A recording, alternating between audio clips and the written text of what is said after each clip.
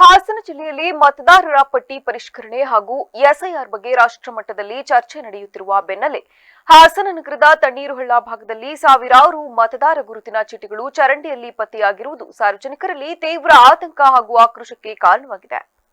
ಈ ಕುರಿತು ಸ್ಥಳಕ್ಕೆ ಭೇಟಿ ನೀಡಿ ಪರಿಶೀಲಿಸಿದ ಸಾಮಾಜಿಕ ಕಾರ್ಯಕರ್ತ ವೇಣುಗೋಪಾಲ್ ಅವರು ತಾಲೂಕು ಕಚೇರಿಗಳಿಂದ ಜನರಿಗೆ ತಲುಪಿಸಬೇಕಾದ ಮತದಾರರ ಗುರುತಿನ ಚೀಟಿಗಳನ್ನು ಸ್ಥಳೀಯ ರಾಜಕೀಯ ನಾಯಕರು ತಾವು ಹಂಚುತ್ತೇವೆಂದು ಪಡೆದುಕೊಳ್ಳುತ್ತಾರೆ. ಆದರೆ ಈ ಕಾರ್ಡ್ಗಳು ತಮ್ಮ ವಿರೋಧಿ ಪಾಳೆಯದ ಮತದಾರರಾಗಿದ್ದರೆ ಅವುಗಳನ್ನು ಉದ್ದೇಶಪೂರ್ವಕವಾಗಿ ಅವರಿಗೆ ನೀಡದೆ ತಮ್ಮ ಬಳಿಯೇ ಇಟ್ಟುಕೊಳ್ಳುತ್ತಾರೆ.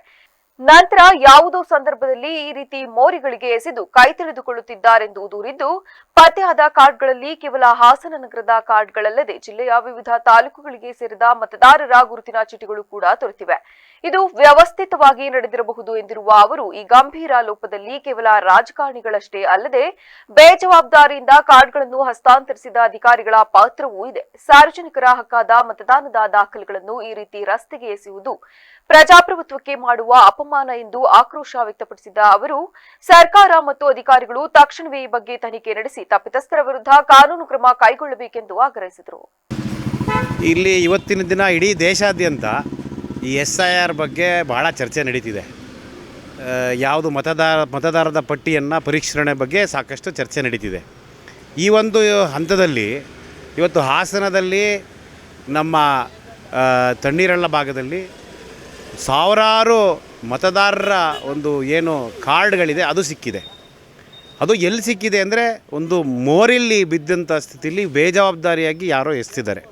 ಕಾರಣ ಏನಿರ್ಬೋದು ಅಂತ ನಾವೆಲ್ಲ ನೋಡಿದಾಗ ಏನಾಗುತ್ತೆ, ಕೆಲವೊಂದು ರಾಜಕೀಯ ಪಕ್ಷಗಳ ಕಾರ್ಯಕರ್ತರು ಈ ಎಲ್ಲ ID ಕಾರ್ಡ್ಗಳನ್ನು ತಾಲೂಕು ಕಚೇರಿಯಲ್ಲಿ ಇಸ್ಕೊಂಬರ್ತಾರೆ.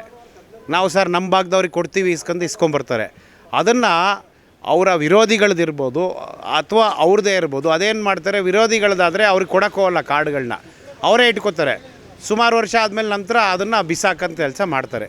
ಈ ಥರ ಒಂದು ಕಾರಣ ಇರ್ಬೋದು. ಇನ್ನೊಂದು ಕಾರಣ ಏನಿರ್ಬೋದು ಅಂದರೆ, ಈಗ ಯಾವುದೇ ಒಬ್ಬ ಮತದಾರ ಇರ್ಬೋದು, ಅವನಿಗೊಂದು ಜವಾಬ್ದಾರಿ ಇರಬೇಕು. ಏನಂದರೆ, ನಾನು ಮತದಾರರ ಕಾರ್ಡ್ ಮಾಡಿಸಿದ್ದೀನಿ ಅಂದರೆ ಆ ಎಲೆಕ್ಷನ್ IDನ ನಾನು ತಾಲೂಕು ಆಫೀಸ್ಗೆ ಹೋಗಿ ಅದನ್ನು ಪಡೆದುಕೊಳ್ಬೇಕು ಅನ್ನೋ ಒಂದು ಕನಿಷ್ಠ ಜವಾಬ್ದಾರಿ ಇರಬೇಕು.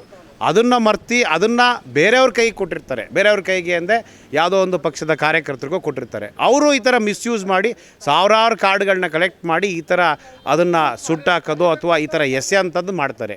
ಇನ್ನೊಂದು, ಅಧಿಕಾರಿಗಳದ್ದು ಇದರಲ್ಲಿ ಪಾತ್ರ ಇದೆ. ಈಗ ಅಧಿಕಾರಿಗಳು ಎಲೆಕ್ಷನ್ ID ಈಗ ನಾನು ಮಾಡಿಸಿದರೆ ನನಗೇ ಕೊಡಬೇಕು ಅನ್ನೋದಾಗಬೇಕು. ಈ ಎಲೆಕ್ಷನ್ IDನ ಕೇಳಿದವ್ರಿಗೆಲ್ಲ ಬಂದು ಕೊಟ್ಟರೆ ಇದೇ ಆಗೋದು. ಈ ಥರ ಸಾವಿರಾರು ಕಾರ್ಡ್ಗಳು ನಾವೀಗ ನೋಡಿದ್ದು ಬೇರೆ ಬೇರೆ ಹಾಸನ ನಮ್ಮ ಈ ತಾಲೂಕಿನ ಬೇರೆ ಬೇರೆ ಭಾಗದ ಎಲೆಕ್ಷನ್ ID ಕಾರ್ಡ್ಗಳು ಇದರಲ್ಲಿ ಸಿಕ್ಕಿದೆ. ಇದು ಮೋಸ್ಟ್ಲಿ ಏನಾಗಿರುತ್ತೆ, ಕೆಲವೊಂದು ಪಕ್ಷದ ಕಾರ್ಯಕರ್ತರು ಏನು ಮಾಡ್ತಾರೆ, ದುಡ್ಡಿಗೋಸ್ಕರ ಅವ್ರಿಗೊಂದು ಇಷ್ಟು ಕೊಟ್ಬಿಟ್ಟು ಆ ಕಾರ್ಡ್ನ ಇಸ್ಕೊಳ್ಳೋದು ಮಾಡ್ತಾರೆ.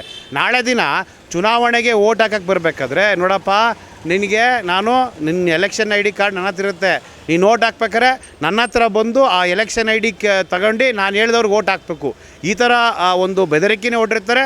ಹಾಗೆ ಜನರೂ ಸಹ ಅದನ್ನು ಆಮಿಷಕ್ಕೋಸ್ಕರ, ಅಂದರೆ ದುಡ್ಡು ಕೊಡ್ತಾರಲ್ಲ ಅಂತ ಆ ಕಾರ್ಡ್ನ ಅವ್ರಿಗೂ ಕೊಟ್ಟಿರೋಂಥ ಒಂದು ಸಾಧ್ಯತೆ ಇದೆ. ಒಟ್ಟಾರೆ ನೋಡಿದಾಗ ಈ ಒಂದು ಎಲೆಕ್ಷನ್ ID ಏನು ಎಸ್ತಿದ್ದಾರೆ ಅದರಲ್ಲಿ ಅಧಿಕಾರಿಗಳ ಪಾತ್ರನೂ ಇದೆ, ಸಾರ್ವಜನಿಕರ ಒಬ್ಬ ನಾಗರಿಕನ ಪಾತ್ರನೂ ಇದೆ, ಮತ್ತು ನಮ್ಮ ಇವರು ರಾಜಕೀಯ ಪಕ್ಷದ ಕಾರ್ಯಕರ್ತರನ್ನು ಪಾತ್ರ ಇದೆ. ಇದು ಮುಂದೆ ಈ ಥರ ಆಗಬಾರ್ದು. ಸಾವಿರಾರು ಕಾರ್ಡ್ಗಳು, ಎಲೆಕ್ಷನ್ ಕಾರ್ಡ್ಗಳು ಯಾರಿಗೆ ಸಿಕ್ಕಿಲ್ಲ ಅಂಥವರಿಗೆ ಹೋಗಬೇಕದು. ತಾಲೂಕು ಕಚೇರಿ ಯಾರಿಗೆ ಸಿಕ್ಕಿಲ್ಲ ಅವರಿಗೆ ತಲುಪಿಸೋಂಥ ಕೆಲಸವನ್ನು ಮಾಡಬೇಕು. ಈ ಥರ ಒಬ್ಬ ಮನುಷ್ಯನಿಗೆ ನೀವು ಸಾವಿರಾರು ಕಾರ್ಡ್ ಕೊಟ್ಟರೆ ಅವ್ರು ಎಸ್ಕೊಂಡು ಅದನ್ನು ಇಟ್ಕೊಂಡು ವಿರೋಧ ಪಕ್ಷದ ಯಾವುದೋ ಒಂದು ರಾಜಕೀಯ ಪಕ್ಷದ ಪರವಾಗಿ ಮಾಡುವಾಗ ಈ ಥರದ ಕೆಲಸಗಳು ನಡೀತದೆ.